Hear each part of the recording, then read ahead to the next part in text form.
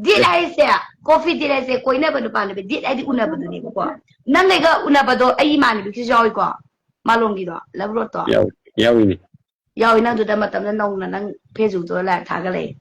mm ada no mata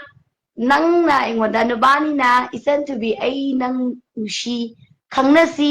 hai ingi dam irang ma to bus nati phone to bi ra kus nati ke to bi banti ai na adu ma mata leke den ako just friendship ne ba ado nubani na mu pa misna ai na ne je propose to budura pa mi do adu ga ai na propose to ko ina budura pa mi do adu ga ako si nupi ni ne nana atop na sam haile jaw kan do nati ako si nupi ni ne ka nga ba ako bu nusi bi ko pa do pa me ba thamoi sina hai ko do pa me ba ko jo ado nangbu tasina khanbu khangi bra ne seng ai une nate hage khalle aina ya ka to ke nana wa ni hum de hajale as question jaru yam hangnai da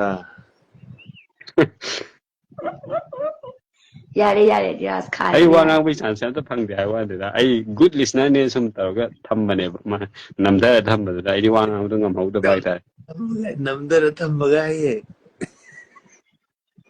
hai wa ngam ba ngam ba life tan me ma bi ngam kan da ai ba pare kallo yare ai lai rage yare ngasi bo interview bo sai